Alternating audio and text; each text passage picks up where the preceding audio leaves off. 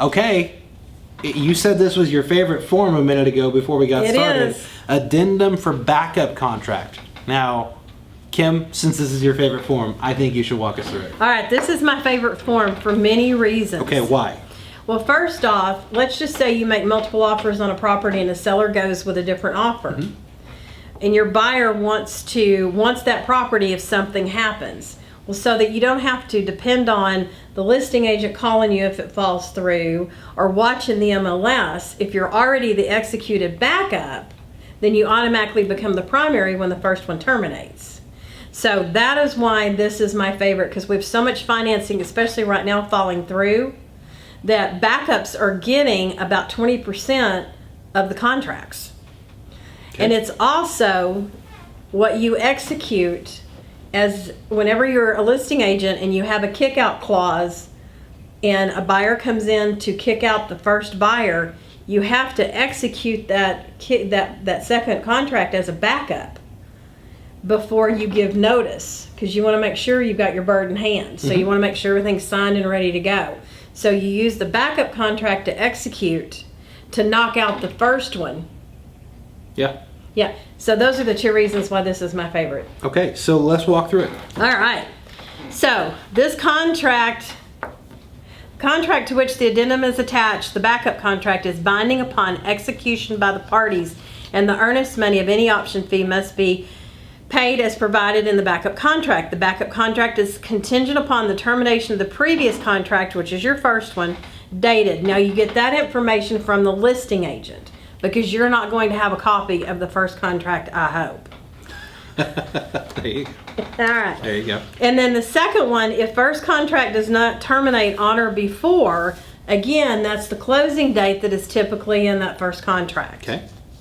Now, the one thing that we want to make sure that you fully understand is seller must notify buyer immediately of the termination of the first contract for purposes of performance of the effective date, and the backup contract changes to the date buyer receives notice termination of the first contract. Okay. So you're technically going to have an amended effective date. So once the backup offer becomes the primary, you will have an amended effective date, and that will start all of your days to deliver money and to get financing and also to do your inspections through your option. Yeah, so you pay your option fee at the very beginning. Yes, you do. When you are going under contract as the backup contract. And remember, you're not getting your option money back. No, like never. You're giving your option money away. That's why it's called option. You are purchasing the option to be the backup contract. Now, your option days don't start until you become the offer that is in first place that is now purchasing the home. That's why she was talking about the amended effective date of the contract, because then your days are going to actually start counting. Now, common practice many times when you're going under contract as a backup offer, your option money is not going to be as high. No. Yeah.